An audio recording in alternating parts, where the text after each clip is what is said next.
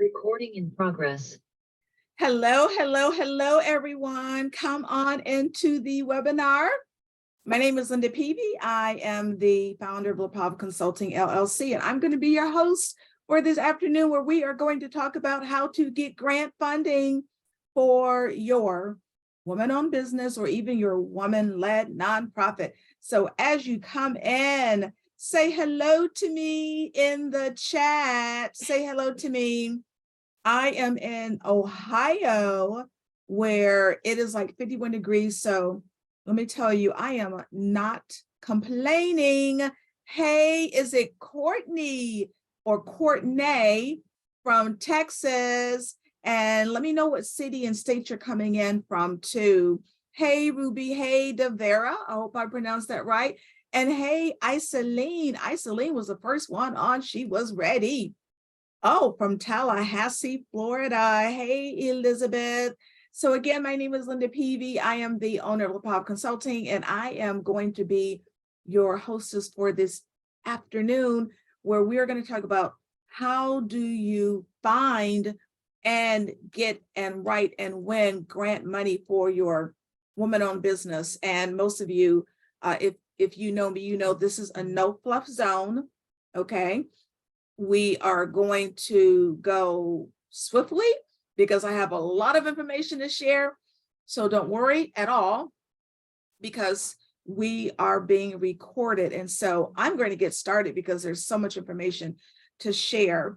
So the first thing I'm going to do is share my screen, and you'll see like a little 30-second TV commercial of mine, which gives you more information about me and my background and what I've done and how I've gotten to the point where I've secured the $17 million, which we'll talk about in a little bit. So as I always say, like, oh, come through technology, come through for me. So I am going to share my screen, and there we are. And then we are off to the races. Then we're going to do a little bit of housekeeping. And then we are going to get started. Hey, everyone, come on in. All right. So there we are. Okay. We are ready to go. Hi, I'm Linda Peavy, owner of LaPav Consulting. My passion is to place your organization on the path to excellence. Are you struggling to communicate your message, reach target audiences, or secure funding? From marketing communications to grant writing, we achieve your goals. We've worked with high-profile clients and have secured $17 million in funding for charter schools and nonprofits. Call today to discuss what your success looks like and how LaPav Consulting can help. All right, so that's just a little bit more about me as we go through. I want to make sure everybody's in the right place. This is grant writing for women-owned businesses and women-led nonprofits. This is my live noon session. So yes, I am live, and I have another session this evening at 7:00 p.m. Eastern Standard Time. So if you know anyone who wants to jump on, we're going to put the link to that registration into the chat a little bit later on, just in case you know someone who might want to join. So let's get started. A little bit more about me. Yes, they call me the Grants Queen because I have secured over $17 million in funding and business development. And you know there's a difference right between writing the grant and securing the money. And I've been blessed to be able to secure that amount of money for my clients. I have been in business, this year will be 15 years. And almost all of those 15 years, I've been writing grants. And I've also been writing the requests for proposals, right, that some organizations have. I've created the scoring template. I've created partnerships for organizations, and I've also provided many different workshops all across the country for a number of organizations. And at one point, I was the executive director of a nonprofit. So let me know who's with me today. Are you a for-profit, a nonprofit, or what I'm finding is that a lot of for-profits are starting nonprofits. So maybe you're both. So let me know in the chat. Are you a for-profit, nonprofit, or both? Hey, a nonprofit, okay. Any for-profits? Okay, for-profit. Let me know in the chat. Are you a nonprofit for? Okay, for-profit. Lots of for-profits. Oh, Rusty's both. Hey, Arlene is both. All right. So whether or not you're a for-profit or a nonprofit, This webinar is for you. So let me make it really, really super clear, because I always get this question throughout. Yes, if you are a for-profit organization, there is grant money for you. Yes, so I will be talking about money for for-profits and nonprofits, okay? So everything's changed, which you'll find out in just a couple of minutes, okay? So a little bit of housekeeping. I am going to do a very in-depth Q&A at the end, a live Q&A at the end of this session. So please, as I'm moving along, put your questions into the chat or the Q&A, either one, because I do check both at the end. And yes, I do answer all of the questions. So at the end, there'll be an in-depth Q&A. And don't go anywhere, because I have a surprise for you. And you don't want to miss the Q&A. You do not want to miss the Q&A, all right? Because it's time to get your questions answered. All right, so we're off to the races. So a little bit more about my journey to getting to the $17 million. I actually used to be a publishing executive in Pennsylvania. And I was there for a little over 10 years, I would say. And then I got hurt. And after I got hurt, I had to come home because I was injured, and literally came home in a wheelchair because I couldn't stand. And it took me 2 years to recuperate. And after the 2 years, I found myself without a job. I had to move back home to Cleveland. So I'm right outside of Cleveland, Ohio, Northeast Ohio, and couldn't find a job. I had all this experience, right, in marketing, but it was in publishing, right? And as you might have guessed, Cleveland is not exactly the publishing mecca of the United States. So I couldn't find a job. And guess what? I started my own. I started my job. I started my company, LePav Consulting. It's been 15 years and I never looked back. So I started LePav Consulting. And one of my first jobs was to become an executive director of a nonprofit, right? And so I became the executive director, and literally, right, within like the first week, I was called into the board of directors office, and I was told that I had to write a grant literally to save my job. Now, I didn't know anything about grants, right? That was not my world. But guess what? I learned, I had to learn, right? Because in order for me to save my job, I needed a grant because there was no funding. And in order to save the job, I was literally saving the organization. And so guess what? I learned how to write grants. And I learned that there's a connection, right, between being able to write the application, everything that goes along with it, and getting free money. You're going to hear that word all afternoon: free, free, free, grant money, free money, right? And so I want to show you this connection today. You will learn that connection. And so what are we going to cover today? Why this class is important, the philanthropic landscape, which has completely changed, just a few grant basics. How do you prepare to write? Where do you write? How do you write? And this is so important. How do you attract the right funder for you, right? There are foundations looking, right, for organizations like yours to fund. How do you get noticed in a sea of applications, right? And I'm going to show you how to do grant research so that you can find the funding that's available. And then I'm going to actually give you a list of available grants that you can apply for. Okay, so I'm serious here. I want you to be able to get this money. And then in-depth Q&A, so don't go anywhere. So why this class? Well, we know as women entrepreneurs and nonprofit leaders, we need funding, right? Other than loans, right? Grants are free, so we want some of the free money that is available. But at the end of the day, grant writing is a very costly skill. I am a professional grant writer, and people at my level, we charge anywhere between $100 to $200 per hour. But guess what? You can learn these skills so that you place your organization in a position for success, right? Because no one can tell your story better than you, right? And guess what? Grant writing has changed. 2 weeks ago, I took a grant writing class because you should always be learning, right? Taught me how to write a grant in an hour using artificial intelligence. So the days of spending months writing a grant are over, okay? You do not have to write a 200-page soliloquy, right, for a grant. A lot of the for-profit grants that I see, they're 2, 3, 4 pages, right? So it takes hours now, whereas it used to take weeks. The applications are so much shorter. They don't want to read page after page after page of information. So don't be afraid that you're going to be sitting somewhere for months writing a grant. The grant world is totally different now, and you don't have to be a professional grant writer. What you need to know is how to write and the process, right? The process is important, and I'm going to show you the process today, okay?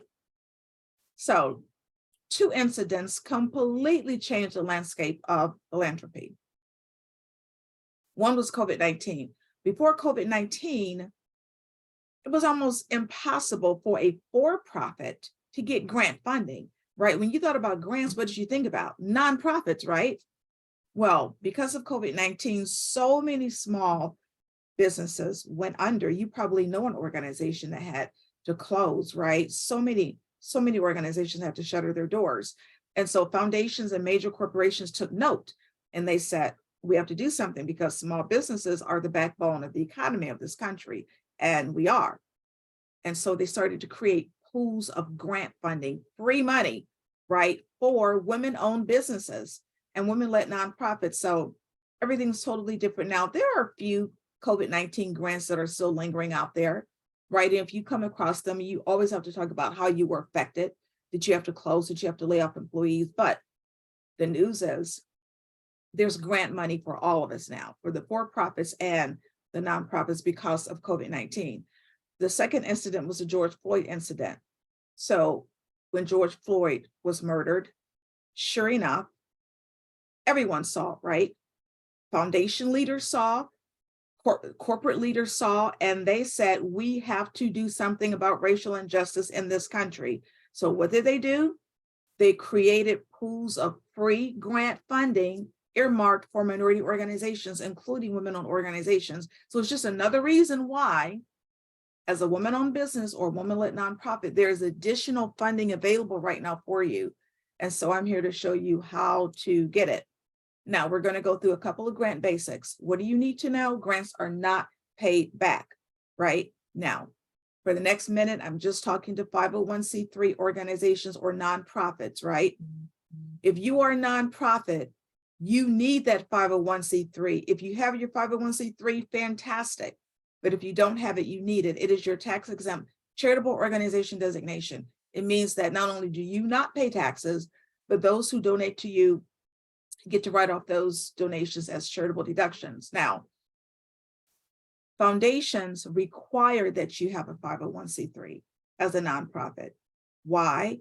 Because they want to make sure that if they are giving you funding, it's going directly to you as a 501c3. I don't want you to use a fiscal agent if you don't have to. The fiscal agent is another nonprofit that has their 501c3, right? So if you don't have a 501c3, you get a fiscal, excuse me, a fiscal agent, right? And the fiscal agent is getting money on your behalf, right? But what does it mean? It means that the grant money is going through a third party. Well, I take a sip. Excuse me, the grant money is going through a third party. And so think about this. If a foundation is giving you funding for your program, they want the money to go directly to you, not through a third party. So please, nonprofits, excuse me, get your 501c3. Now, the good news is it used to take the Internal Revenue Service literally 3 to 6 months to process the applications. Now it's taking 6 to 8 weeks. So please, if you are a nonprofit, get your 501c3. You will need it as you apply for grant funding. Next, everyone, look at this slide. People thought that giving decreased, right? Because there was a pandemic, but typically when there is a calamity, giving increases. And that's what happened. So for 2021, this is just from foundation funding, right? Giving increased to over $90 billion. That's billion with a B. Over $90 billion. That's a lot of money. Can you imagine what you could do with just a little bit of $90 billion, right? Do you need all of the $90 billion? No. You just need a little bit of $90 billion. So I want you to put into the chat, right? I just need a little bit. I just need a little bit. Look, we're not trying to be greedy. What could you do with a little bit of $90 billion? That's right, Isolene and Sonia. We just need a little bit. Katiana, we're not trying to be greedy, right? Deanna, Liz, Phoebe, Erlinda. Erlinda says a pinch. Erlinda says, I just need a pinch. Okay. She just needs a pinch of $90 billion. But really think about what you could do with $90 billion. You could finally open up your organization, some of you, or expand, or how about hire help? Or how about stop asking family and friends for money? How about stop digging in that purse, right, for money? Because grants are free. Grants are free resources and free money for you. So I'm going to show you how to get what? Just a little bit of the $90 billion, right? But first, we're going to talk about how do you prepare to write grants? This is where too many organizations go wrong, right? Because they look at the grant application, they fill it out, they send it in, and they wonder why they get a rejection letter. You have to prepare to write grants, right? So what I want you to do, I just want you to hone up on your writing skills just a bit, because I do not want you submitting an application full of grammatical errors, because it may mean that you won't get the money, right? So there's 5 basic writing skills. We're only going to deal with editing and rewriting. So Grammarly is our friend. And if anyone is using Grammarly, give yourself a shout out in the chat. It is a free software editing tool, and now it incorporates artificial intelligence. So it's like super fantastic. This article here will help you become a better writer. Improve writing skills dramatically by doing these 15 things. So this is homework. I'm going to be giving you tea all afternoon, ladies. And this is the first cup of tea. Download this article. It is going to help make you a better writer. And if you use Grammarly, give yourself some love. Yes, Doris says she has it. Margaret has it. Let's see. Patricia, you used it when you were in college, but Patricia, I want you to use it now, okay? I want you to download Grammarly onto your computer, because keep in mind, it's not only for Word, it's even for your emails, right? It will make sure you are sending off emails correctly, right? So that is your homework. Download Grammarly, okay? And this article will help make you a better writer. Now, we're preparing to write grants. So what are we doing next? We're getting our documentation in order. You need an EIN, an employer identification number. Just for you nonprofits, you need that 501c3. Now, this is very important for you for-profits. You need to make sure that you are legally in good standing with your state to do business right now. That would be your state certification or your business license. Now, what I have found is that it is different for every state. Not every state requires you to have a business license to do business. I'm in the state of Ohio, and Ohio requires that you have a business license to do business in your state. And many grant applications will ask you, and a young lady literally testified to this. She said she was for-profit writing a grant. Competition was stiff. She said she was the only one that got the grant because she was the only one that could prove that she had her state certification. So this is more homework. For-profits, go to your Secretary of State's website. Okay, your Secretary of State's website, and find out whether or not you need a business license to conduct business in your state. Next, you need a list of your board members, a list of your staff. Letters of support are important. Why? Because foundations want to know that you have other organizations that believe in your cause, right? Where are the letters coming from? It could be your church, your pastor, vendors, right? Community leaders, maybe politicians that you know. Now, some grants ask for an audited financial statement. If they do, it needs to come from your CPA, your certified public accountant. Next, you need an operating budget, even if you are a startup, right? Because you need to know how much money your organization is going to cost, right, to operate. And so when you create that operating budget and you're putting down those expenses, well, you may realize, okay, I have money to pay my lease. I have money to pay my staff, but I didn't think about marketing, right? So when you are completing that operating budget, you will see those funding gaps. And that is where you will be asking for grant funding. So even as a startup, yes, You must have an operating budget. You have to know whether or not you have a nonprofit or for-profit, how much is this going to cost you in a year to operate, right? Next, you need a list of other funding sources, right? Why? Because no foundation wants to be the only organization that's funding you.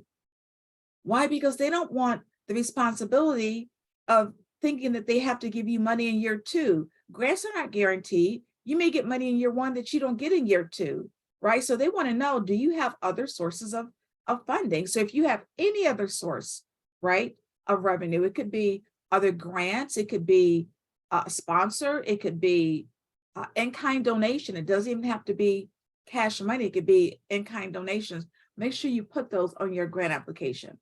All right. Make sure you pop those questions into the chat. I'm constantly looking at the chat. Shirley says she has hers. All righty. All right. So next we're looking at, what do you write? So these are your typical grant components that you will find in a grant application. We're going to go through these quickly and then one by one. Summary, mission, history, leadership, description of your organization, your statement of need, description of your program, project, or it could be a service. You could be a service-based organization. Your community partnerships, your results, which are your outputs, outcomes, and impact, your staff, your board of directors, your budget, and then we're going to have some fun with sustainability. All right, we're off to the races. Summary, and yes, everything's been recorded. What do you need to know? It's the first part of the application, but don't be fooled. You always write it last. Why? Because it's going to include the most compelling components of that application. So you will see it first, but you always write it last. Next, your mission vision. All of you should have a mission statement, but do you have a vision statement? If you don't, this is more homework. What is a vision statement? Well, that's what you would like to have happen in the future if you are attaining your mission statement. Right? So make sure that you create a vision statement for your homework if you don't have one. Now, what is a mission statement? That's what you're doing now, right? Those are your aims and your goals, right? So this is what is so critical. You have to align your mission with the mission of your potential funder or the foundation, because if you're focused on K through 12 education, you want to make sure that the foundation also has a mission, right? That includes K through 12 education. That's why the mission statement is so important. All right. And just so you know, no, I do not provide my slides, but you will get a replay. You will get a complete replay, right, of the entire presentation. So everybody will get a free replay of everything. All right. So history is next. What do you need to know? Every organization has a history, even if you are new, even if you are a startup. Don't think you don't have a history. I like to use the example of the retired principal. She was a principal of a high school.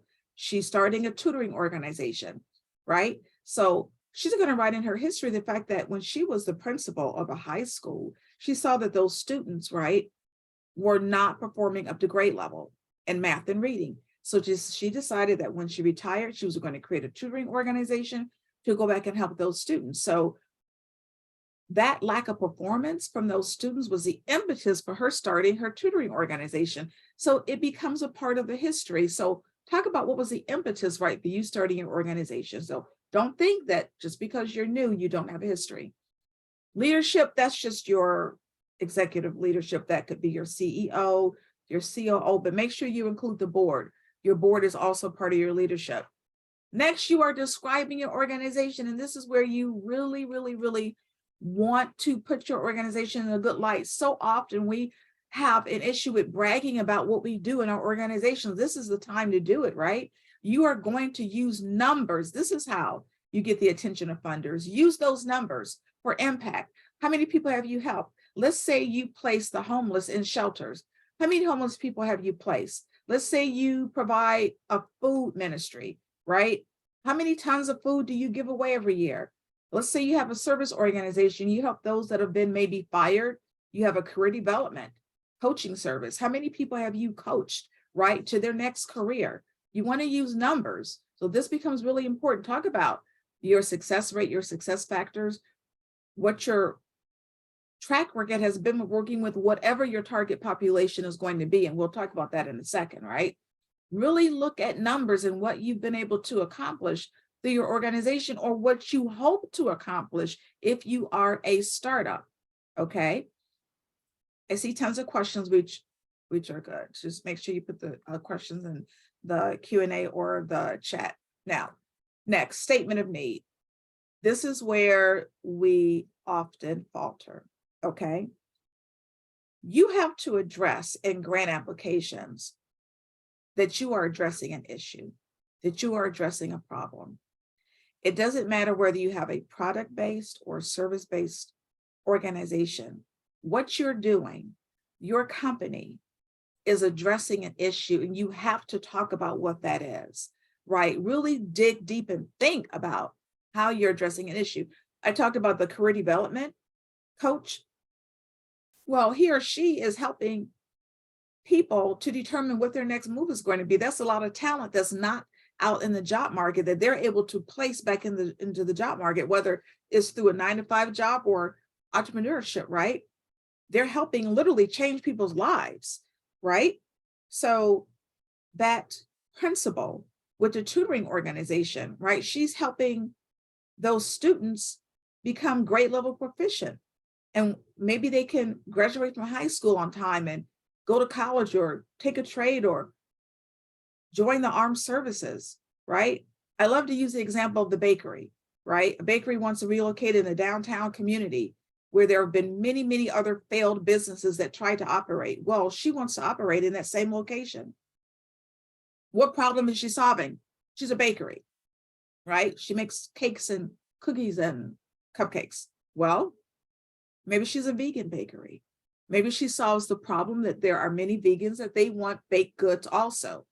Maybe she's resolving the issue of economic development because so many other businesses have failed in that location. Maybe she's solving the issue of having the ability to serve the businesses in the community because they don't have a great bakery as a caterer to maybe even impress their own clients.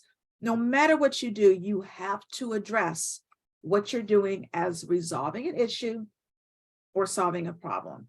And that is how you get the attention of funders, because whatever that issue is going to connect you to the funder, right? So let's say it's education. Let's say it's that tutor, right? The principal with the tutoring organization. Her area is high school education or even K-12 education. Well, she wants to make sure, right, that the funder that she's connecting to also has an interest, right, in helping K-12 education or high school education. So how you're addressing an issue, that problem is going to lead you to your funder because they're going to have the same interest in resolving and helping to resolve whatever that problem is, only they have money to put at it, right? And that's where you come in. That's where you are able to get that funding to solve the same issues that are of interest to them. Now, how do you learn about those funders? 90% of foundations don't have a website. I'll say that again, 90% of foundations do not have a website. What do? I'm giving you more tea. You are going to review the 990 document of that organization. The 990 is the tax form that all nonprofits have to, right, submit. And it is a gold mine. You look through the 990, it's going to give you information about the leadership of the organization, right? Whether it's the board of directors, the executive team. And if you scroll to the bottom of the 990, there will be a list of other nonprofits, rather, that they have given funding to. And you want to look at that list and find out whether or not there's a similar organization to yours. So if you have an equestrian program where you're using horses to help heal veterans, you want to look and see, maybe there's an organization where they're using pets to help heal, right? And if you see that similar organization, that may be your funder, right? So the 990 is a gold mine, right? Don't sleep on 990s. Yes, even in Canada, right? Now, how are you going to get the 990? How do you get the 990? Well, you could pay for it. You could pay for a lot of the different websites. They have a membership fee, but not this afternoon. Free. You're going to go to this website, projects.propublica.org/nonprofits, and it is going to give you the 990 of any organization that has filed one, and you get it free of charge. So don't sleep on that $9.90. Use it, right, to help find your funders. All right, next, target population. Who are you helping? Who are you helping? And it cannot be everybody. This is, again, where too many mistakes are made. You can't help everybody. You have to think about whatever you're doing, whatever that service is or that product, who would be best served by your service or your project or your program. You can't help everybody, right? I'm leading you to get to your perfect funder, because that target population will also be the target population that the foundation is interested in helping, right? So maybe it's gender, maybe your organization is for women, maybe it's ethnicity, maybe it's for African Americans, maybe it is based on income and it is for those who live below the federal poverty line. Maybe it's based on age and you have a daycare center where you want to seek out families with children under the age of 5. If you need demographics, the census is the best place to go. And this site here is census.gov/quickfacts. Phenomenal. And guess what? It's free. It's free. It's free. All right. At the end of this day, you're telling your story. You're literally on that grant application selling information about your organization, right? Literally, you're selling your organization in terms of putting it in a good light.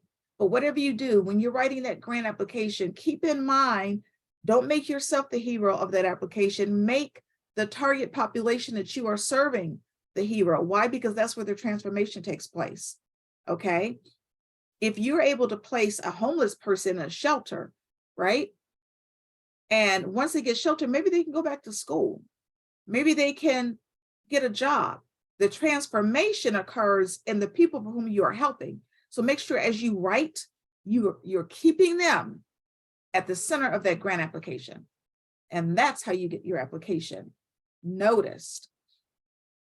And have you been telling your story the best? You have to ask yourself, those of you who have submitted grant applications, did you really tell your story the best? Did you talk about how you changed lives, what the outcome was? Did you use real examples? This is the best way to tell your story. Testimonials, case studies, right? The best way to do it is through video. It is so simple. It is so easy. It doesn't have to be long. It could be a 1-minute testimonial from your client talking into their phone. And everybody knows I'm an Android girl, but if you have that iPhone, then I guess you could do it too. Have them talking to the cell phone for a minute, say how this is like the best cupcake they've tasted in their lives, or talk about how they've been changed by your service, right? And the video, which really shouldn't be more than 1 or 2 minutes, right, goes on the homepage of your website. And yes, you need a website. This is very important. You need a website, right? I've been in this business for 15 years, and I can assure you that the first place a foundation is going to go is to your website, not your social media pages, not your Instagram, not your Facebook. They're going to go to your website. You need a website, even if it's a couple of pages, to showcase what you're doing, who you are, how you're helping people, your impact, your story. And it doesn't have to be expensive. I hear crazy rates to develop websites, and it doesn't have to be, it could be simple. I have a phenomenal web designer and web developer. She's both.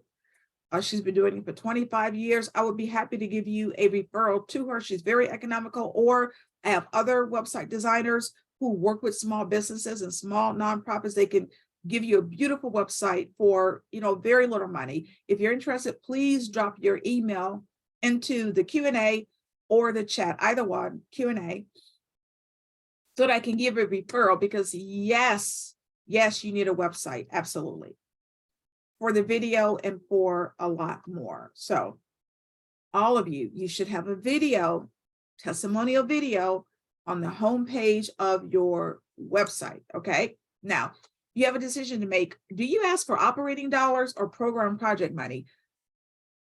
The answer is both, okay?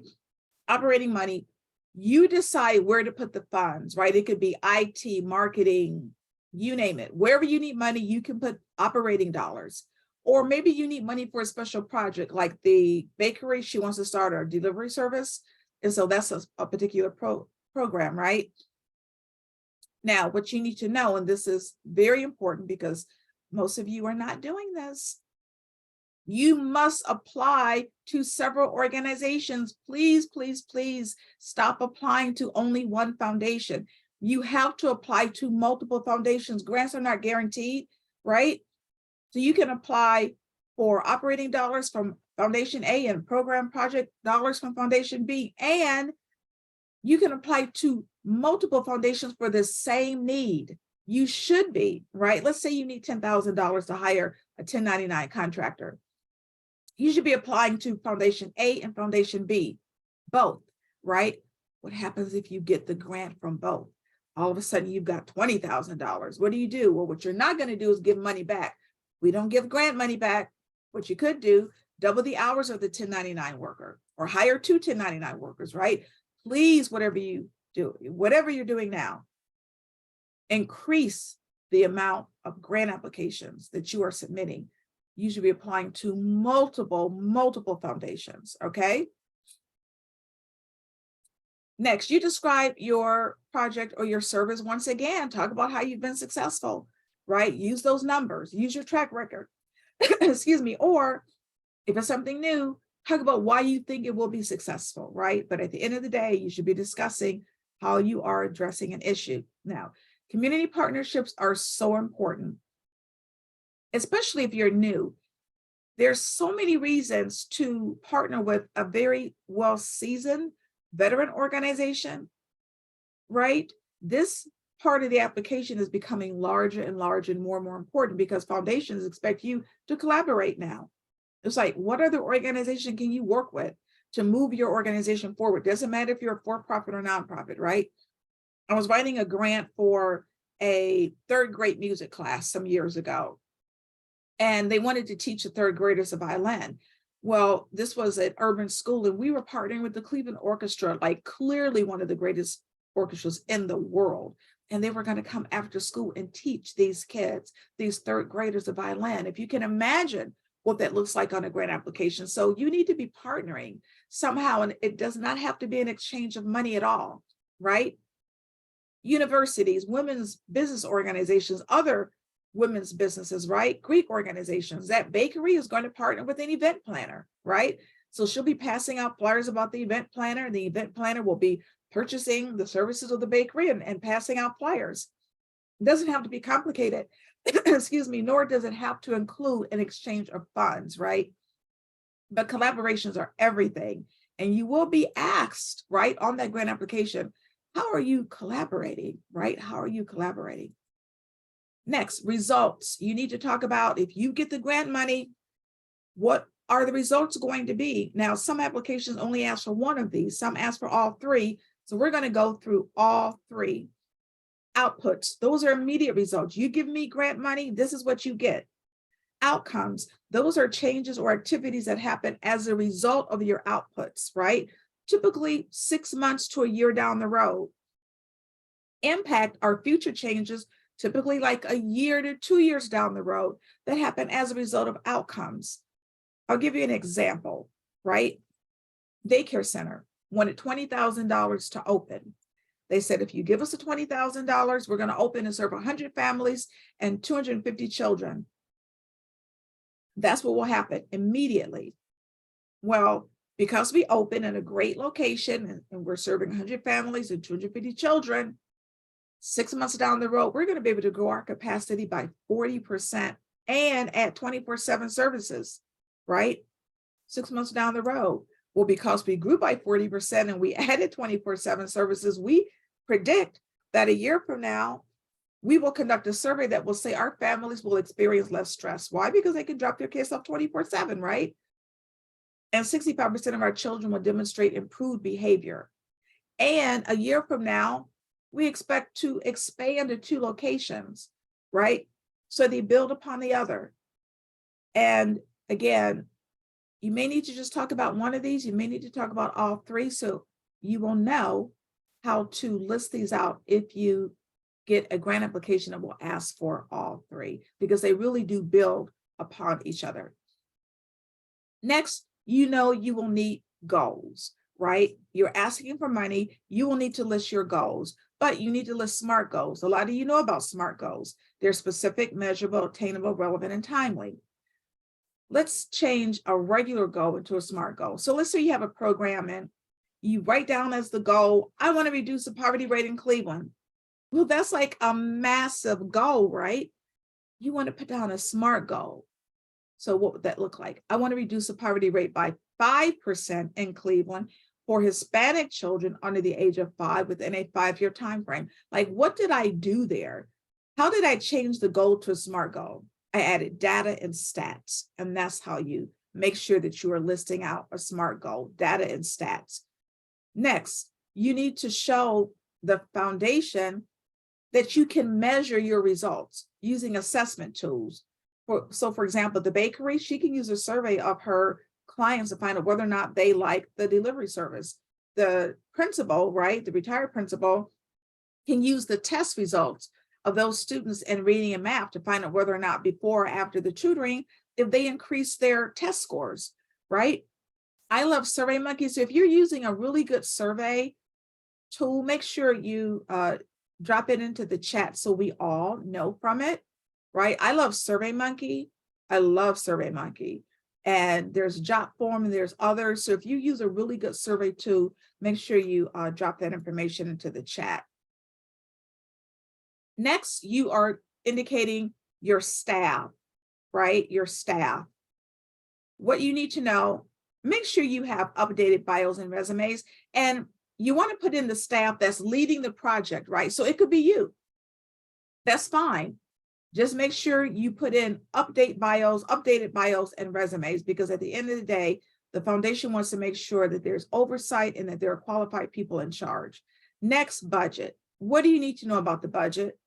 You have to itemize your expenses, right? So if you're asking for $50,000 for an executive director, you can't just put, I need 50 grand for an ED, right? You have to be specific. Is it for 6 months? Is it for a year? Is it a 1099 contracted executive director, or is it a salary position, right? In that case, if it's a W-2 person, you need to add benefits, right? So all of the specifics that you talk about regarding the money you use for the budget narrative. So the money goes into the budget, but how you break down who it's for, how you're using it, goes into the budget narrative. All right, sustainability, I love this. This is going to be a really quick activity. Now, sustainability means how are you going to maintain or sustain your program beyond the grant period, right? So we know grants aren't guaranteed. You may get the grant money in year 1, but you may not get it in year 2. So in year 2, how are you going to keep your program afloat? How are you going to sustain that program? That's what sustainability is about, right? I want you to take a look at the high school. Now, they got the $20,000 for the tutoring program, right? But they had to write in that grant application, and so will you. Well, in year 2, if we don't get the $20,000, how will we sustain the ability to pay $20,000 for the tutoring program? I want you to drop into the chat. Think about this. This is a high school. What do you think they could write? What do you think a high school could write in a grant application to say, yes, in year 2, this is how we're going to come up with $20,000 to sustain paying for the tutoring program? I want you to drop it into the chat. Exactly, isolate fundraisers, right? Fundraisers, absolutely, absolutely. How about a car wash, right? How about a talent show? What if they sold merchandise, right? What if they had tickets to like a sporting event? You will need to be able to write these alternative fund development methods into your grant application, because we know grants are not guaranteed. At the end of the day, if you take nothing else away from this webinar, this is critical. It is as important as what you put into the narrative. You must, if at all possible, meet with the funder first. It will make the difference between whether or not you get the grant, right? I've been doing this for 15 years and I have set up so many meetings. literally last month, set up a meeting between a client and a foundation. After 30 minutes, the client walked away with a $30,000 grant. The foundation had never even heard of the client before the meeting, had never even heard of them. Literally the previous month, I did the same thing, set up a meeting with the foundation, a family foundation with no website, right? And after an hour meeting, they committed to not only giving the client $30,000, but they decided that they were going to give the client $30,000 every year, right? I have been in foundation meetings where I've heard foundation leaders say, if you don't contact me, if you haven't called me, haven't communicated with me, and I have a sea of applications and you've not communicated with me at all, yours might go into the trash. Now that doesn't always happen. Not every foundation does that. Some foundations don't want to meet with you, and that's fine. But if you have the opportunity, do your due diligence and meet with that foundation leader. In that meeting, you are going to get information about that grant that they don't put on the website. They're going to find out information about you that is not on your website because you are building a relationship with that funder, right? And if they like you, and I've seen this happen too many times, if they like you, they will tell you what to put in the grant application so that it can be approved. So please, please, please meet with the funder first. Next, deadline driven, whatever you do, if the time is 4:59 p.m., that you are to have the grant application into an online portal and you submit it at 5 o'clock, you are going to have a very bad day. It won't be submitted. So please never start at the last minute. I always recommend submitting the day before, right? Because the day before will give you time for any type of technical difficulties, right? And whatever you do, address each question, right? If you have a question that does not pertain to you, don't leave it blank. Just put NA, because if you leave it blank and it's an online application, it might reject the application thinking that it's incomplete. So just put NA if a question does not pertain to you. All right, next, don't use cookie cutter answers. Look, I love a good template. Templates are great, but don't think you're going to copy and paste from one template into 20 different grant applications, right? Because every grant application is a little different. They ask questions a little differently, okay? Now, if you are meeting with a funder for the first time, do not ask for too much money, okay? Because you're not going to get it, right? You don't want to go in asking for $100,000. They don't know if you are able, right, to be fiscally responsible with that much money. I always recommend, if you're going in for the first time, ask for between $5,000 and $30,000, like $30,000 max, right? Now, this is for typically community foundations because they don't tell you how much money they're going to provide. There are some grants where you know it's a $5,000 grant or a $10,000 grant, but there are many, especially the community foundations, they don't list the grant amount at all. And then, of course, you're not going to forget to edit because Grammarly is our friend, okay? Now, remember I said how important it was to meet with the funder. How do you do that? You're going to create a letter of introduction. In that letter, you are describing your organization. You're talking about how you're addressing a need. You talk about your target population, and you're aligning those missions, right? You're making sure that the mission of your organization and what you do aligns with the mission and what the foundation is passionate about. You're not asking for money because you are trying to set up a meeting. That is it. You don't ask for money yet until you get to the meeting. Now, how do you know where to send it and who to send it to, right? You might be able to get that name right from the 990, but how do you know what email address to send it to? Well, I'm giving you more tea, and this is truly the teapot because this has changed the game, okay? This particular website, getemail.io, will literally give you the email address of just about anybody that works for any established organization around the world. I use it all the time. I get email addresses from people that I need to connect to in Italy, Germany, you name it, right? And guess what? It's free for like maybe the first 10 or 15 emails. You get it for free, so use it wisely. And then it is a monthly subscription, but oh my gosh, it's phenomenal. It's absolutely phenomenal. All right, so getemail.io, and I see Irene is my assistant today. Thank you, Irene. She dropped that into the chat. Now, grant research, right? This is where you find the money. This is where you find grants, right?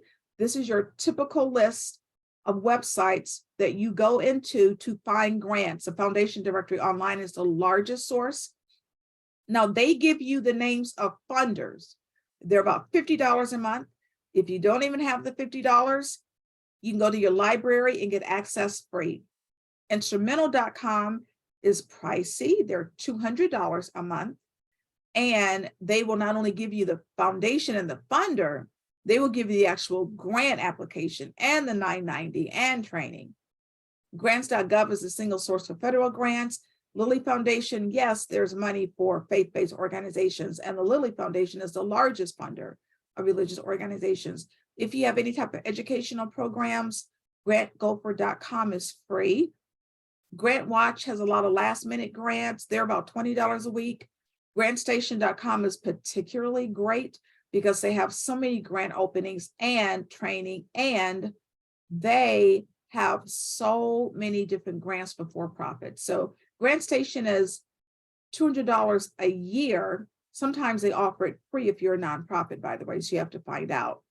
Grant Watch is $20 a week. And then for Black-owned organizations, you need to know about urbanawareness.usa.org. They're Black-owned and they have tons of information on minority grants. So this is how you find your funder, right? So this is the homepage of Grant Watch, and I just want to show you really quickly just how you put in information. So you see in the middle, you check, am I a nonprofit, a business, or an individual? And then you want to put in all these filters, right? To the left, what type of grant do you want? Federal grant, foundational grant, where are you located, right? Where's your funder located? But be careful not to exclude funders just because they're not located in your state, because a funder could be in the state of California and still give funds to the state of Ohio, right? Your subject, what is your area? Is it education, business, and industry, right? Your target population, I told you how important that is, right? Because if you have an organization that funds veterans, you want to connect with a foundation that funds nonprofits that helps veterans, right? So the target population is so important. You put in all the information, you literally hit a button and up pops not only the open grant, the available grant where you can download the application and all of the information, but it gives you the website link and it gives you information about the funder. So it's a great source. And again, Grant Watches, they're $20 a week. Now, I told you I was going to give you real grants, right?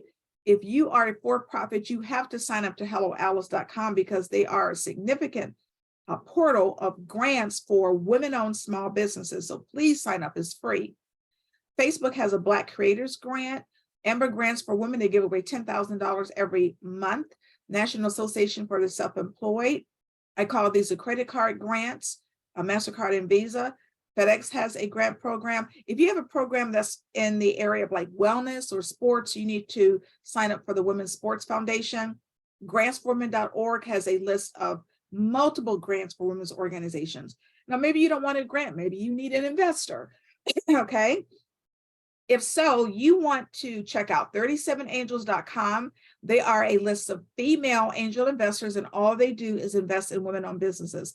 Up to $150,000. That is a lot of money. But I want you to go there anyway. I want you to go to the site because they have a list of funding, right, for female founders.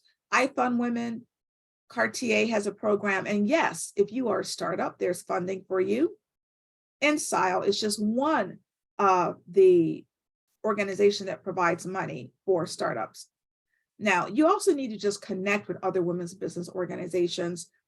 If you are with Women Helping Women Entrepreneurs, that is a Facebook group of over 700,000 women entrepreneurs. So give yourself a shout out. If you are a member, I'm a member of that group, Women Helping Women Entrepreneurs. Make sure you sign up. NABO, I'm a member of the Cleveland chapter of NABO. Hey, Liz. Hey, Christy. They're members of Women Helping Women Entrepreneurs. Isn't that like a phenomenal Facebook group? Connie, yes.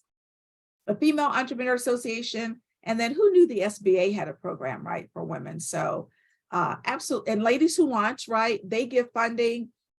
And then there should be a similar women's business center, excuse me, in your state because it's funded by the SBA. So you will get a replay of everything. So if you didn't get a chance to make a copy, that's fine. So I want you to put into the chat really quickly, what do you think about when you think about banks and money, banks and money, banks and money? What do you think about banks and money, banks and money?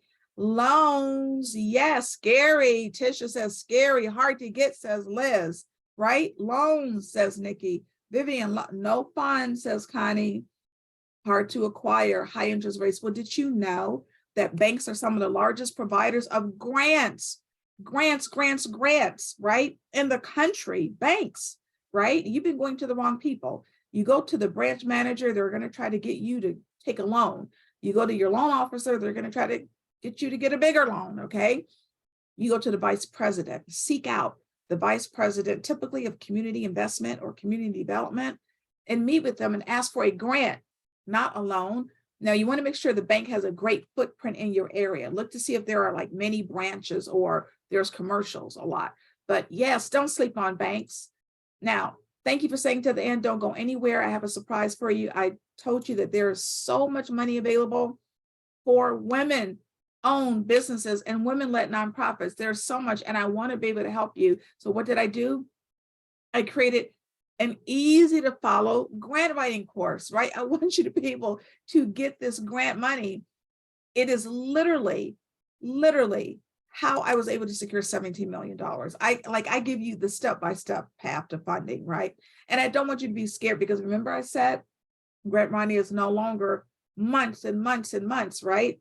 But I want you to be impactful and fulfill your mission without always using personal finances, right?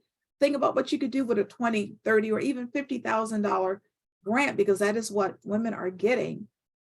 And the program absolutely will cut your writing time in half and your research time in half.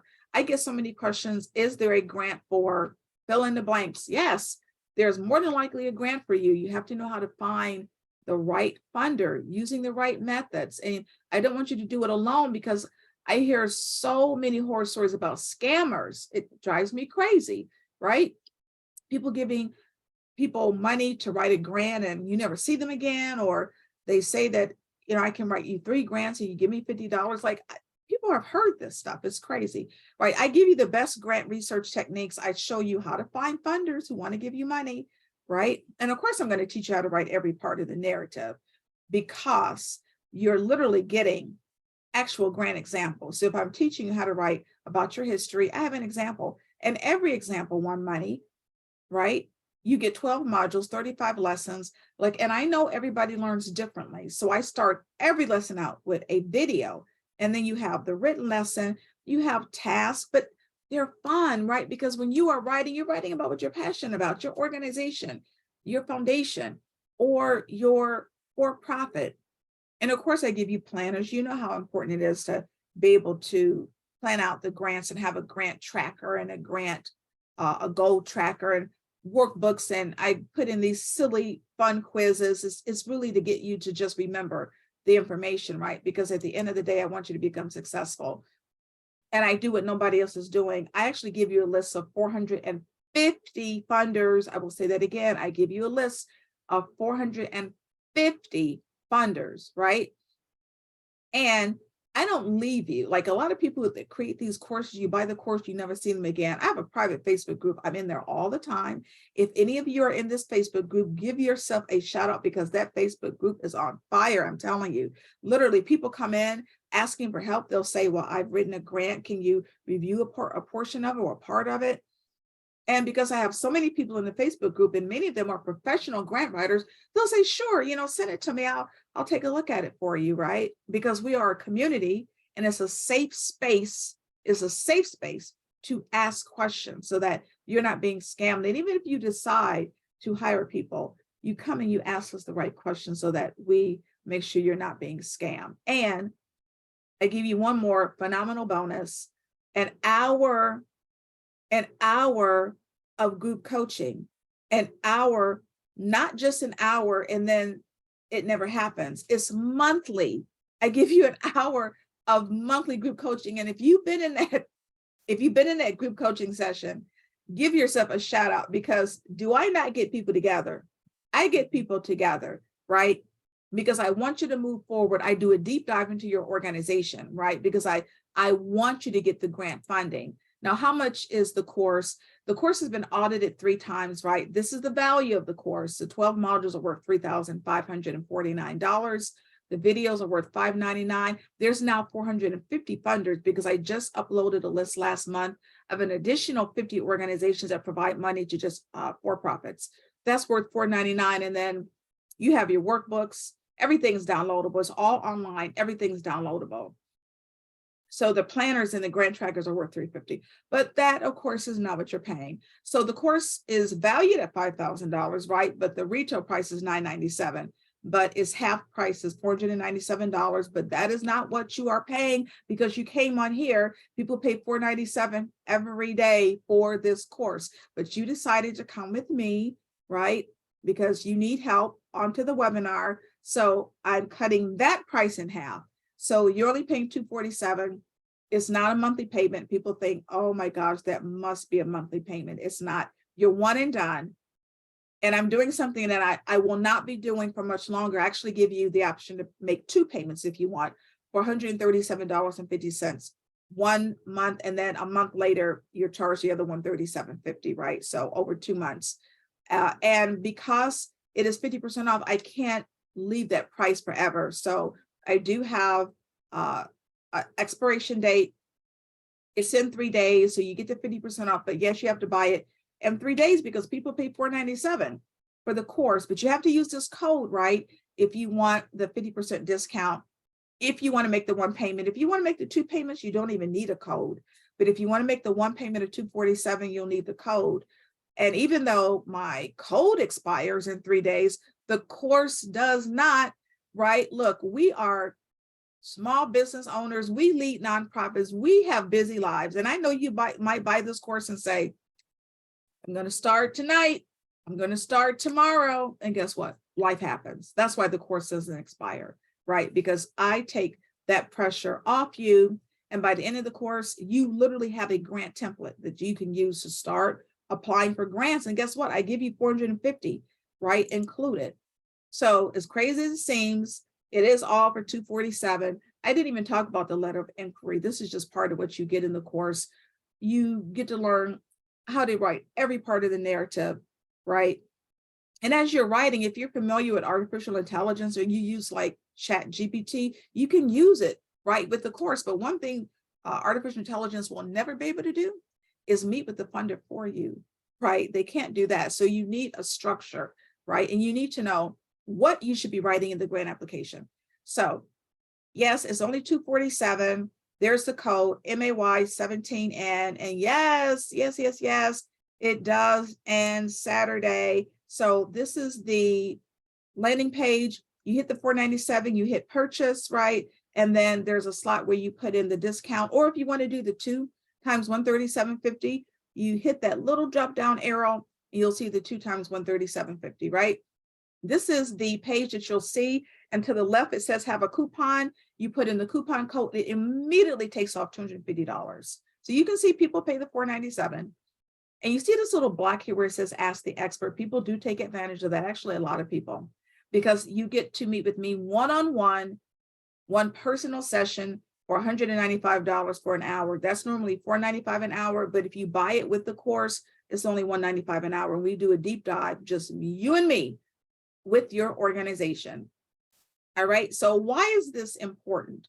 Why should you be acting now? Because we're in May, right? There are organizations, there are foundations like Verizon and Walmart, and they will tell you, you need to be putting in grant applications January 1st, because when their funds have exhausted, the money's gone, right? Now, there are grants that are cyclical, right? There are grants that you can apply, like maybe there's an opening every 4 months or every 3 months, right? But whatever you do, don't wait. Like, I don't want you to be in the same position a month from now, wondering where's the grant money, or asking yourself, how did this organization get a grant? Or how did she get a grant, right? When I'm going to serve as your coach, right? And again, this is my 15th year. I know a little bit about what I'm doing, and I can help you, right? So I want you to listen as I read what Christina wrote me, literally, this was not even 2 months ago. She said, may I share that I am so grateful for Linda. I would not have had the confidence to follow through on applying for grants if it wasn't for her grant writing course. The depth of information provided is unmatched from my experience. I won my very first grant to grow my business, and I'm so grateful.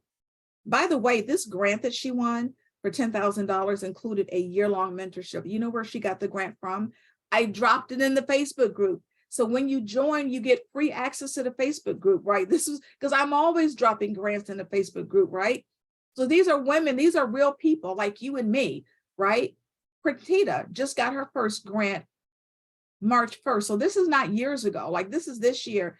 Farah, you can ask Farah if you join and come into the Facebook group. Ask Farah, she got her mom 5 church grants, right? Kelly was writing grants for other people. She took the course, she got a $75,000 grant for her colleague and then wrote and started getting grants for herself.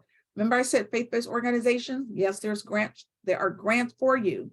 Reverend Christine got $35,000, right? So this is for real. This is not some far off imaginary thing that happens. This is real. Women are getting grant funding. The grants are available. We saw it, right? $90 billion. So what I want everybody to do right now, sometimes you have to speak this into the universe, I tell you. I want you to put into the chat, everybody into the chat, I'm ready to get grant money. I am ready to get grant money. Whatever you do, please, please, please. Do not wait, right? Do not put it off. Do not be in this position a month from now asking people, where are the grants? Nikki, Patricia, Katrina's ready to get grant money. Christy, Margaret, Liz, Doris, Diane is ready to get grant money. Lisa, Stephanie, Patricia, is it Isoline, Tisha, Norma, Charsay? Ooh, I hope I didn't butcher that. Marisa, yes, it's time to get grant money. Please don't wait. This is real. Women are getting grant money every single day. Why not you? People that look just like you and me, women, right? We're getting grant funding. I have received grant funding, right? And I'm a for-profit business. I've been able to get grants for other for-profit businesses. So this is real. It doesn't matter if you are for-profit or nonprofit. The money is real. It's out there. Please, whatever you do, put yourself in a position. Oh, and I almost forgot. It's tax deductible. You can write it off. There you are. You literally write it off as a business expense, right? $247 or the $137.50 a month. All right, we are ready to go to Q&A. And I'm going to, yes, Doris has the money bag. Doris is showing the money bag. Lenora and Joanne and Tressa and Christy and Evelyn. It's time to get the grant funding. Vicky's ready to get the grant money. All right, we are going to start with the Q&A. In the Q&A, okay, I have the email addresses if you want help with your website. I have it. Okay. I'm reading one question. It's a little long.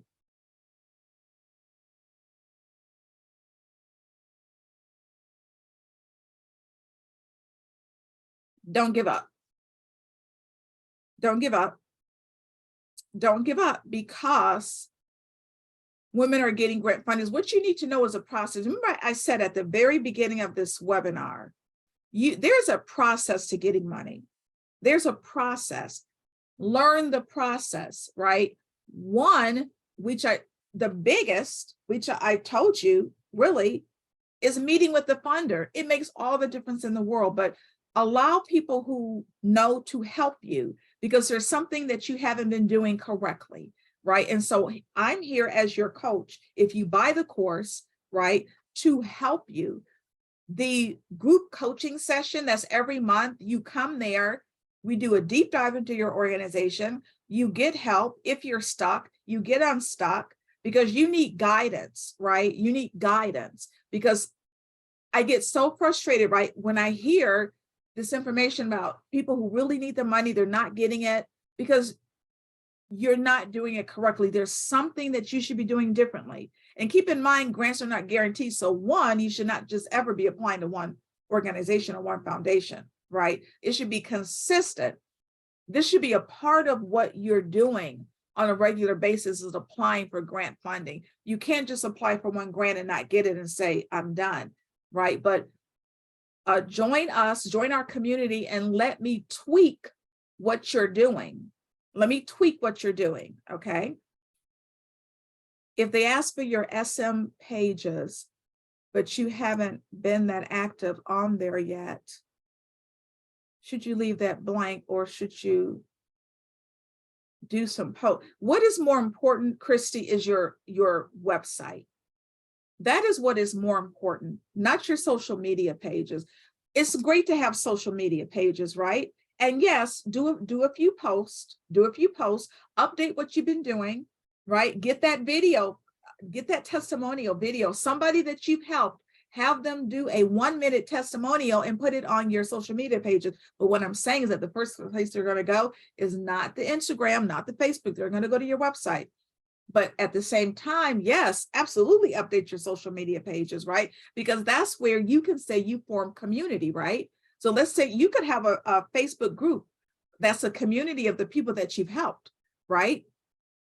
So definitely keep your social media pages up to date, but you still need a website. You always meet with the funder, always, always, always. If they will meet with you, there is no exception. The coupon code, Irene, if you could drop the coupon code, people are asking for the coupon code. If you could please drop the coupon code into the chat, because I haven't seen it in a while. I see the I see the link, but I don't see the coupon code that's listed. If you, okay, I'm going to, here, I just dropped it. I just dropped it into the chat.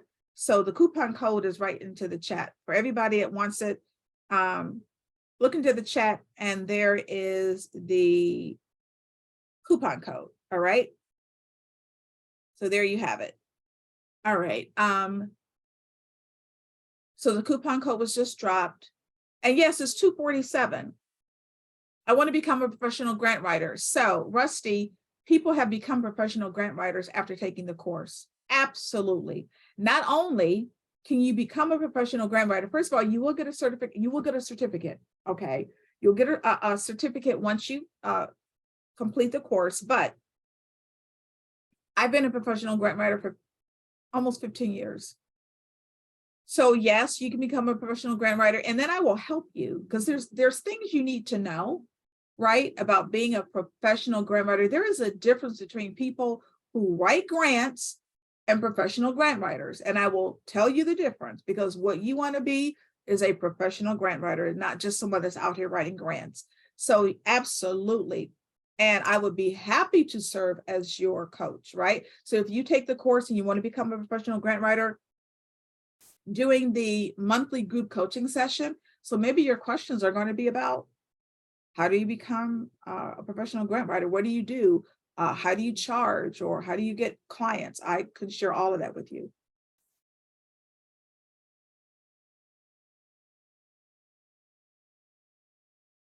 Do not wait, Dion, do not wait. Do not wait. But creating a social media presence is very quick. It should not be difficult. You can quickly create a Facebook page, right? With just the basic information, but it is not as important as your website, right? It is not as, and there are other grants for you as well. So make sure, Dion, that you're looking wide and far, right? Broadly, because there are other grants for you as well. Okay. All right.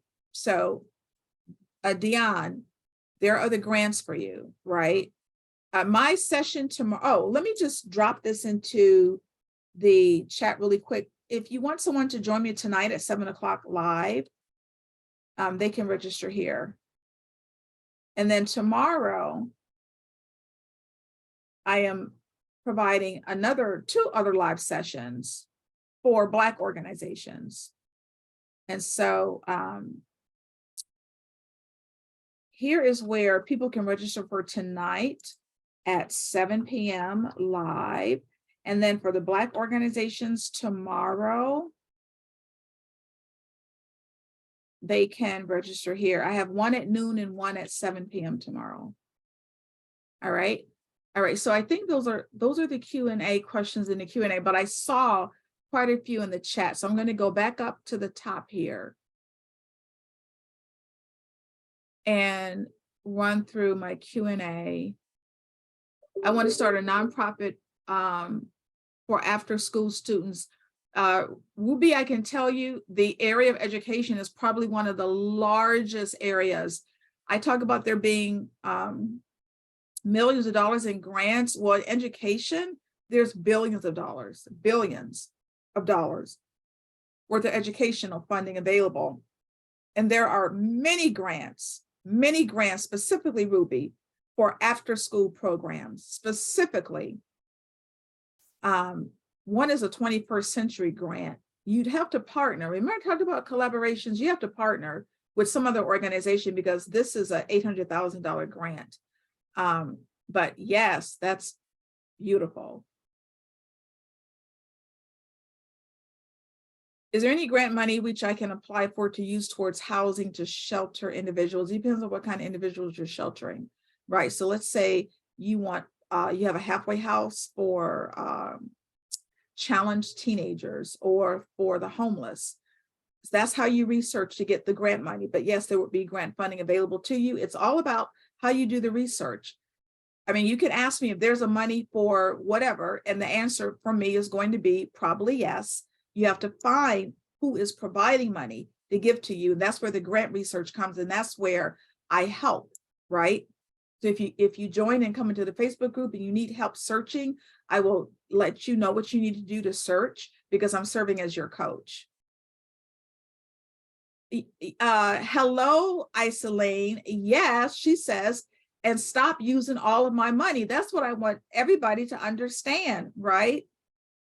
Stop bootstrapping, right? Stop using all of your money. It literally pains me when I hear that you're using all of your money to fund these like incredible organizations when there's free money available. Oh my gosh, Liz. Oh, Liz.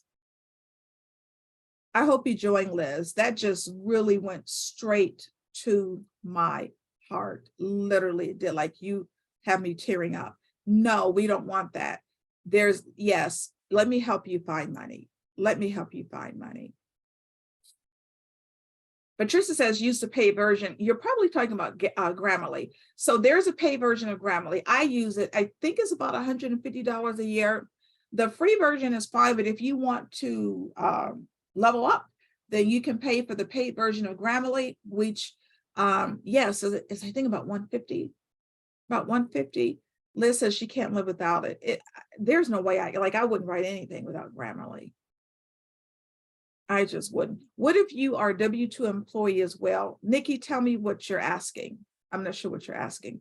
Katrina, we can talk offline. I'm giving you my direct email address. I'm giving everybody my direct email address. As a matter of fact, I'm giving you 2 email addresses because your replay is going to come from one of them. And I want to make absolutely sure that it does not go into your spam because people keep telling me, oh, Linda, I didn't get the replay. Everyone.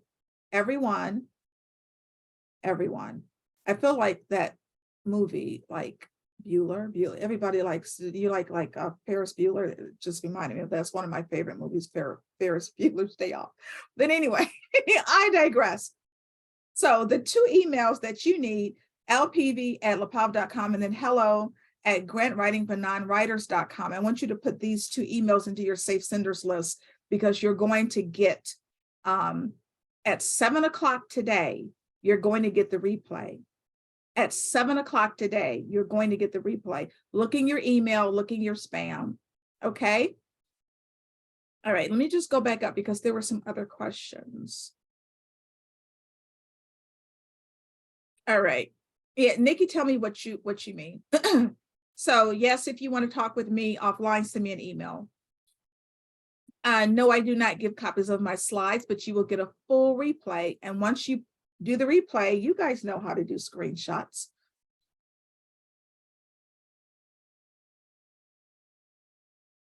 So if you're a single partner LLC, literally just getting started, is it going to be a problem finding grants? You need to look for the grants for startups. Should I show the percentage of people who need help through my organization coordinator? Yes, absolutely. Absolutely. Yes, that's a good one.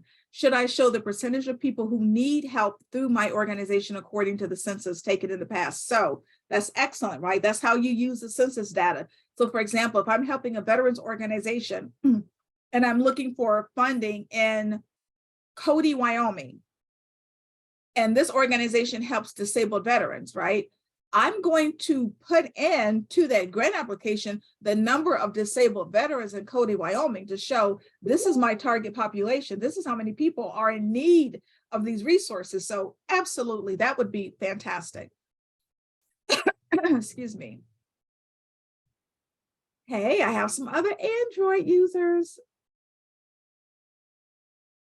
A landing page is fine, Patricia, as long as it showcases what you're doing. I prefer a website. I will always prefer a website. Depends on how much information you're putting on that landing page. But if it does the job, right, it is showcasing what you do, your impact, who you are, who you're helping, how you've helped people. And a landing page will definitely house a video, then you're good. I would prefer a website, but if that's all you have right now is a landing page, that would be fine. Should the website only include the food outreach or the entire church? The website should be for the organization that's providing the programming and the program, right? So let's say you have a church that has a daycare center, right? The website, you probably have a church website, or what you could, so you have options, right? You could create a website for the daycare center, but somewhere on that website, it should say, there should be a drop-down menu where it gives you information about the church, since the church is the owner or the organizer of the daycare center, right? Or you could have a website for the church, and then there could be a tab with the programs, right? And so that one tab, once you drop it down, the whole page could be about whatever the program is, right? I think it would be best for you to save money is to have it be for the church and then list the church programs on there as well. All right, I have all of the emails. There is, yes, everything's being recorded. What about a state program that you volunteer for? Tell me more about that, Joanne. How maybe contact you? I input my email address. For your resume, does it matter that you work for a W-2? No. Oh my goodness, no. No, it doesn't even matter. It doesn't even matter. There are so many people that still work a W-2 job, that still work a 9-to-5, that have nonprofits and for-profits that they've created where they're getting funding for. So no, it absolutely doesn't matter. Using the FBLA in this, okay, yes. Okay, so, hey, Stephanie. Stephanie is in the Facebook group. Stephanie must be a student. So you joined the Facebook group. Oh, that's a good question. So when you join the course, you'll get 3 emails, right? One email is a welcome, where you set up your username and your password, right? The other email will literally be a welcome email, but it will say, this is the link to the Facebook group, and you hit the link and that will send us a message that you want to join, and we will admit you to the Facebook group. But yes, it's only for the students. How do you become a professional grant writer? You can take the course, definitely. Don't worry, Isolane, there's a replay. Do you get updated version of the course as you add to it? Yes, so when I update the course, because I just updated it to I included a new video about maybe 3 weeks ago. And then about a month ago, I added the additional list of funders that are geared towards entrepreneurs and for-profits. So yes, you absolutely have access to any of the updates for sure. I will be back on tonight at 7, and I input, you have to re-register, right? Tonight at 7, I'm going to put the information for the, I want to make sure, because people still need the links. Irene, do you have the, here we go. For everyone asking for the code, there's the code and the information. It is no different, Christy, it's the same one. The session that I do tonight at 7 is the same one. I am working with reintegrating convicted felons back into society. What is the best partnerships to go after? So there are what's called reentry programs, right? They're called reentry programs. That's when you indoctrinate convicted felons back into society. They're called reentry programs. So those are the grants that you're going to be looking for. And there are millions of dollars available for reentry programs. Yes, you're asking what partnerships to go after. You should absolutely be partnering with the local jails. Absolutely. With the prison system, with the jail systems. Absolutely. That is a must for you. That is a must. You have to partner with the local jail systems. Keep in mind, there are chaplains within jail systems. You should be meeting with the chaplain of the jails, right? But also the Department of Juvenile Justice, right? You could partner with them, right? Because you're not giving a particular age level. So there are several that you should be partnering with, absolutely. But this is the kind of information I give you once you buy the course. I'll give you more. How long can we access the replay? Thank you for asking that, because some people actually put a limit on it. You have the replay forever. It is sitting on YouTube. It will sit on YouTube. You have it forever. Like I'm here to help. People know me, know I'm a servant leader. I've been that way since I was 15 years old. It's just me. I'm here to help you. I'm here to help you. I'm here to help you. So yes, the replay is forever. You have access to the replay forever, definitely. Homeless shelters and performing arts school. Yes, there are grants for you. Is the program for life? Yes, it doesn't expire. The program does not expire. There's no expiration date. And I know that there are some programs that expire like in 6 months or a year, but no, my program does not expire, because again, I'm here to help you. And yes, it gets updated. I update it with like new information.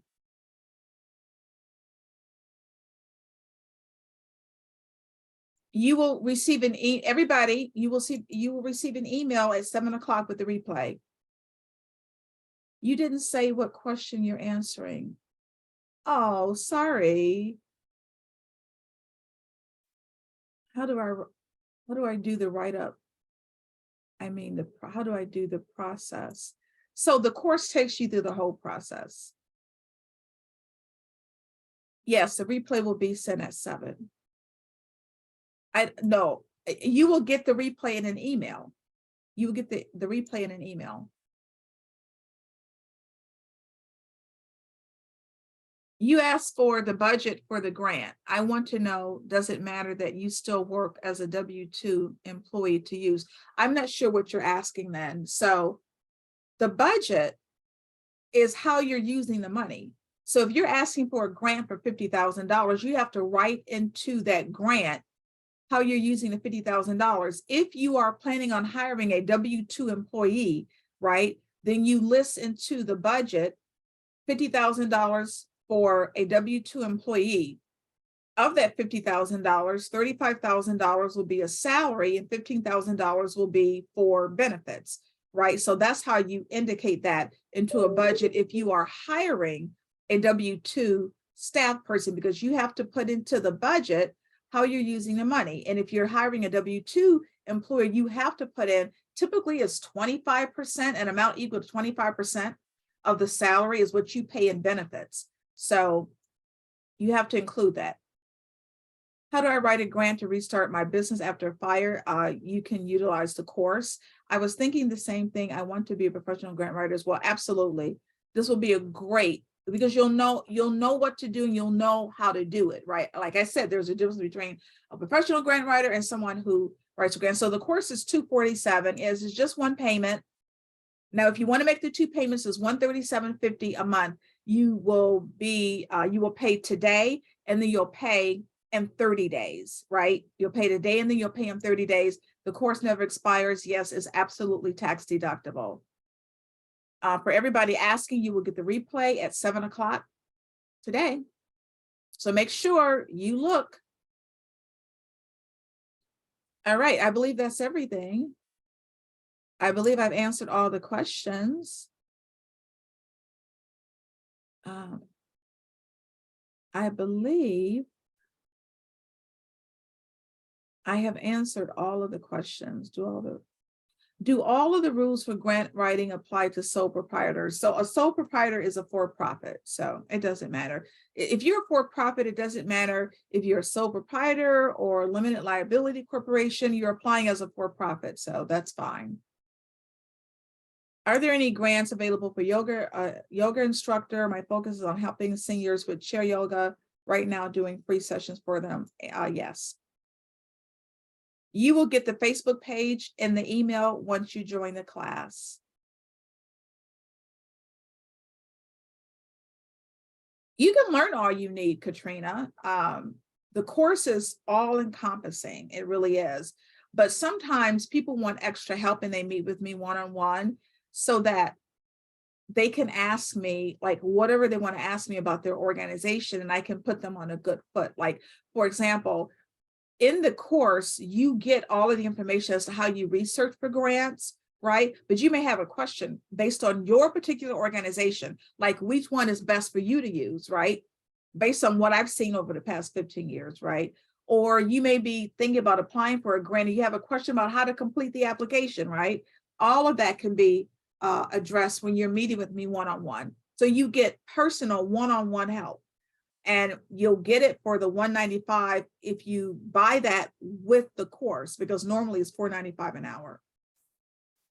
All right, I think that is it. I want to thank everybody. I know you could have been elsewhere, but you decided to join me today. And I appreciate it. I very much appreciate it. Again, I hope to see you in the Facebook group. I hope to see you in the course. You've got 3 days to get it for $247. You can pay the $497. Like I said, people pay it every day, but I would rather you pay the $247 and get the discount. But I hope to see you. Whatever you do, please don't be in the same place a month from now. Do something to move yourself forward, right? Do something. I hope to see you. I hope you allow me to be your coach and to help you. I hope to see you in the Facebook group. I hope to see you May 24th in the next group coaching session, right? You have the code, you have the link to get through, and absolutely you will get the replay at around 7 o'clock. So look and see. You have my email. If you have specific questions about the course, you have my email. So I want to thank you so much again. My name is Linda Peavy, and I am the owner of Evolve Consulting and the founder of the course Grant Writing for Non-Writers, Keys to Winning Grant Proposals. And I want to thank everybody for joining me today. And I want you to have such a blessed and a safe day and weekend. And I just wish you all the best with your organization, because I can feel your passion for what you're doing through the screen. It is amazing. You are amazing. You are amazing. You are amazing for what you're doing. So thank you so much. And I hope to see you soon. All right. Bye-bye.